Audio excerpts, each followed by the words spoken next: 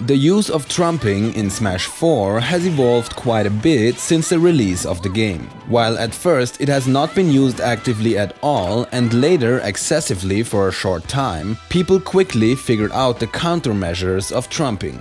Almost every Smash player knows already that by buffering a get-up roll, jump or attack, it's possible to avoid a trump pretty easily. This made trumping a much less popular option in high-level play, where it is mainly used as a mix-up to catch an opponent that was maybe not paying close attention every now and then.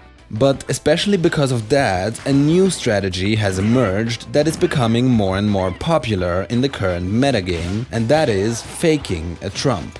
The name should make it pretty obvious. Faking a trump is nothing more than just pretending to go for a trump to force a reaction from your opponent. And that is exactly what I want to discuss in this video. What is the best way to fake a trump and what options arise from that for you?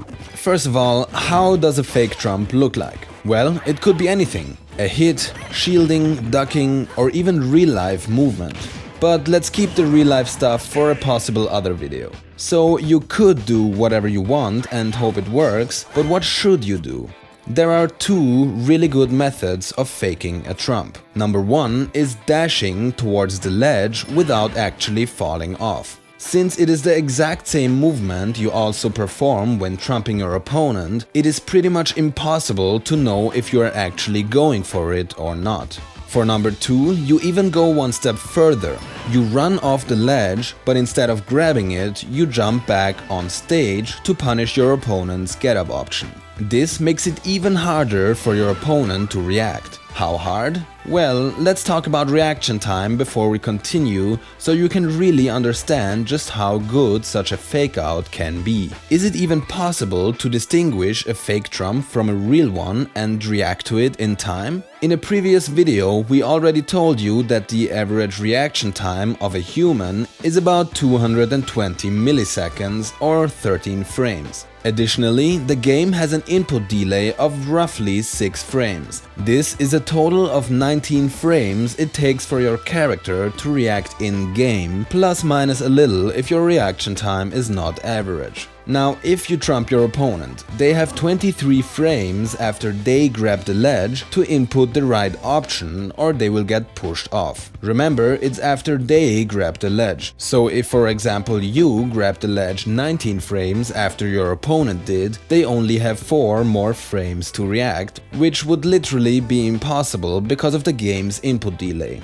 So we see that in cases like that, which are most trump situations, your opponent has to predict whether or not you actually go for a trump. If they try reacting to it, they will be late most of the time. This makes it almost a 50-50 chance. Well, not really, because your opponent still has 3 different options to choose from, but let's say you could cover all of their get-up options, then it would be a 50-50. So, is that possible? Can you cover all options at once? Let's find out. I told you earlier that in our opinion there are 2 best ways of faking a trump. Dashing towards the ledge, either with or without dropping down. Let's start with the first one, simply dashing towards the ledge. Again, there are different good ways to punish each get-up option or even more options at once, and of course they vary between characters. For example, with Sheik, a well-timed neutral air can cover the jump, the roll, while still giving her enough time to react to a get-up attack. But there is a certain chain of inputs I want to focus on specifically that works with a variety of characters and is a pretty strong punish. The turnaround short hop back air followed by any strong attack to punish a potential roll. Now this might sound a little simple, but it is quite effective. A lot of back airs in the game are potential kill moves and auto-cancel pretty quickly.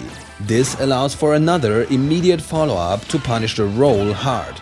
Fox, for example, can even charge his up smash a bit after the back air to punish the roll. Okay, but what about the get-up attack? Well, it's true that it's hard to always avoid the get-up attack, but here's the thing. For most players, the get-up attack is the least popular option to avoid a trump because of how slow and punishable it is. So if you focus on getting guaranteed punishes on only the jump and roll, your chances are high that you will actually get it.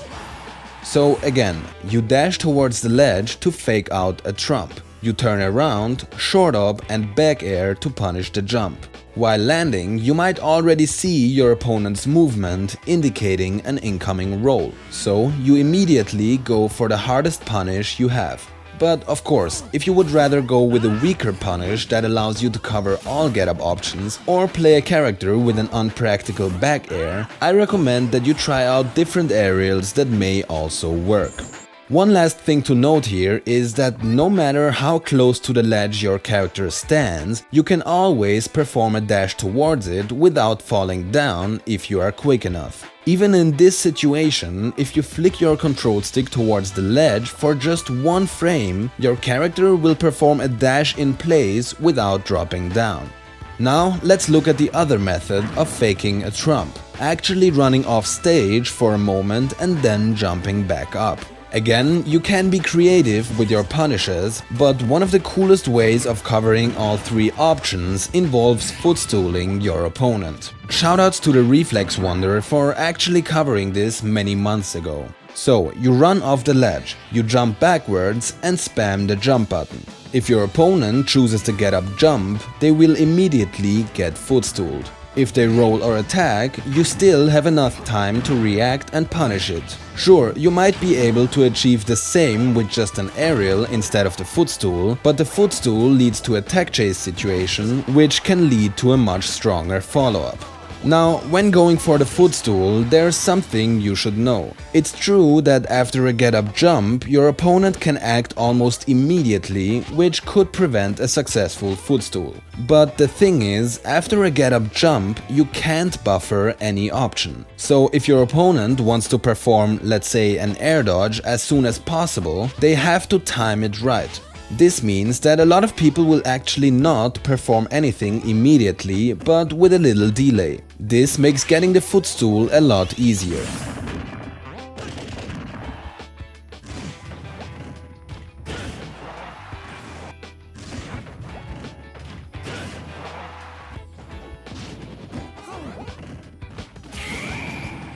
If your opponent drifts away after the footstool, they will not land on the stage and therefore avoid an immediate follow-up. But that means that if they grab the ledge again, they will now have no invincibility. So if your opponent drifts off stage after the footstool, you should immediately prepare to punish their vulnerability when they grab the ledge again. Okay, that much for possible punishes after faking a trump. But when should you actually go for that instead of a real trump? Well, that depends on your opponent and of the situation the current match is in.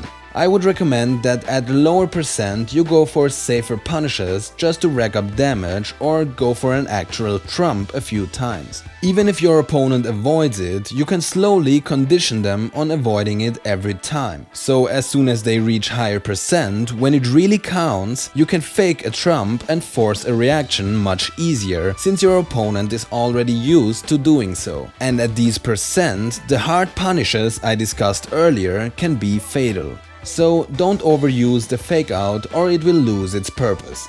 Keep it as a trump card, pun intended, and use it wisely when you really need it. As always, thanks for watching, see you soon and stay beefy.